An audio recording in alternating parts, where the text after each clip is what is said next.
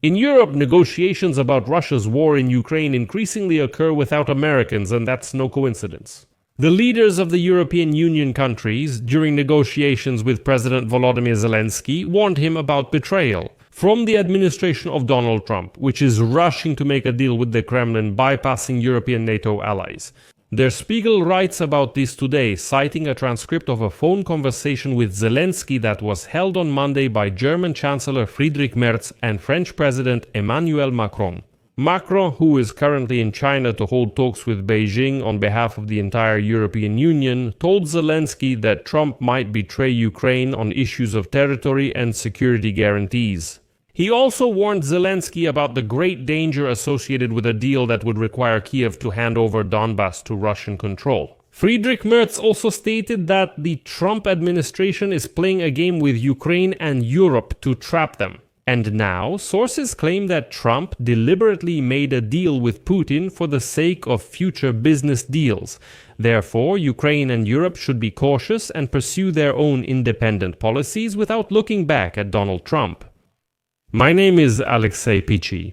Let's discuss this topic, but first please subscribe to this channel, like the video, comment, and follow my Telegram channel, Pichi News. The link to it is in the description of this video, where we publish breaking news as it comes in. If you want to support the work of this YouTube channel, you can do so with any donation or paid subscription using the links and details in the description of this video. I would appreciate any support from you. Today, German publication Spiegel surprised everyone with insider info on how Trump and Putin might strike a deal without Ukraine and Europe. As the publication writes, the heads of European states and governments apparently have deep distrust toward the United States of America in peace negotiations with Russia and Ukraine. According to information obtained by Spiegel magazine, German Chancellor Friedrich Merz and French President Emmanuel Macron, during a confidential telephone conference with Ukrainian President Volodymyr Zelensky and several other leading European politicians, categorically warned that the United States could betray Ukraine and Europe. According to the transcript of the negotiations, Macron told Zelensky before heading to China, quote, "There is a possibility that the United States will betray Ukraine on the territorial issue without clarity regarding security guarantees." He added that there is a huge danger for Zelensky, and he should be on guard when Americans contact him. Let me remind you that Russia's demands for territorial concessions are one of the most sensitive issues. Ukraine is not ready to give up territory, at least not unless it receives absolutely ironclad security guarantees from the United States in return. But Washington is dodging the issue, saying that Ukraine should first hand over territory to Putin, sign some kind of peace agreement, and only then can security guarantees be discussed. Europeans claim Trump plans to deceive Zelensky on this issue, leaving no security guarantees afterward. According to the transcript, German Chancellor Friedrich Merz said that Zelensky should be extremely cautious in the coming days. Quote, "They are playing games with both you and us," referring to the two American negotiators, Stephen Witkoff and McGregor. Ukraine, Ukraine will, in Ukraine will.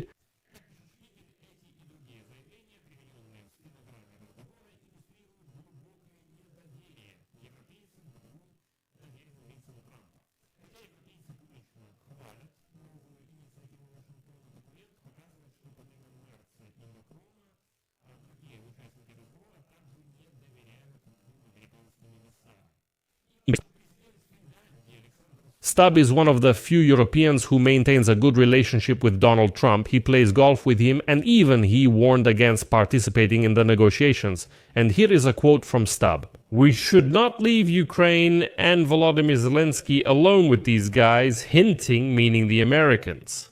NATO Secretary General Mark Rutte, who also has a good relationship with Trump, according to the written data from this transcript, supported Stubb and said, quote, "I agree with Alexander, we must protect Volodymyr Zelensky in these negotiations." According to Spiegel, the phone call between the heads of state and government took place on Monday. The Europeans' negotiations with Zelensky were preceded by meetings over the weekend between Ukraine's National Security Advisor Rustem Umerov and the United States President's negotiators in Florida. Along with Witkoff and Kushner, United States Secretary of State Mark Rubio also participated in these negotiations, to be precise. United States Secretary of State Marco Rubio later stated that, quote, a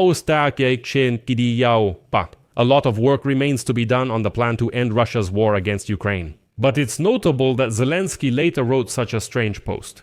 I posted it on my Telegram channel, where he stated several times that he would be watching for signals from the Americans. And only signals can provide an understanding of what's happening. But in public, politicians behave differently, of course. And besides Macron, Merz, Rutte and Stab, the confidential phone conversation between the Europeans and Zelensky was also attended by Polish Prime Minister Donald Tusk, Italian Prime Minister Giorgia Meloni, Danish Prime Minister Mette Frederiksen and Norwegian Prime Minister York. And none of them agreed to publicly confirm the essence of the conversation, but they didn't deny it either. At the Élysée Palace, they said Macron did not speak that way and told journalists to watch the Monday Paris press conference with Macron and Zelensky. There, the French president spoke about American officials in a completely different way, and Macron repeatedly emphasized in the press the especially positive role of the United States. German Chancellor Friedrich Merz made a statement about the United States at a joint press conference with Polish Prime Minister Tusk in Berlin. After their phone conversation on Monday, once again they stated that they fully support the unity of the transatlantic community. He added that the negotiations in Geneva, coordinated by the Europeans and the United States delegation led by Secretary of State Rubio, as well as representatives of Ukraine, brought, quote,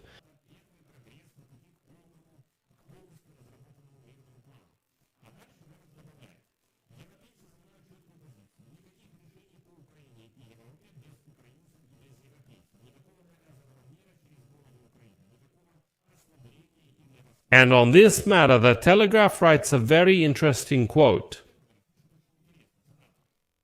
United States President Donald Trump found himself between a rock and a hard place. The rock is Russia, and the hard place is Ukraine and the European countries that firmly stand on its side. It has been 318 days since Donald Trump's second inauguration, and Russia's attack on Ukraine continues without slowing. The United States president hesitated between punishing Moscow and Kyiv for obstructing his attempts to resolve the war.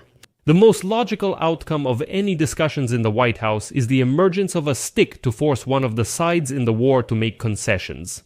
Despite criticism from Ukraine's allies, the United States president is not shy about using this stick to force Kyiv to comply. In the coming days, Ukraine and its European allies will quietly urge Trump to reconsider his peace strategy in hopes of increasing pressure on the Kremlin to consider the latest peace plan. However, the American president is known for his impatience. There is a real possibility that Trump will decide to step away from the center of peace negotiations and remove himself from responsibility for this war, in order to focus on more important domestic priorities such as immigration or foreign policy challenges like China and Venezuela. I'll pause here. Share your opinions and conclusions in the comments below this episode, subscribe to the channel, hit the bell, and don't forget to like. That's all for now. Take care. Goodbye, everyone.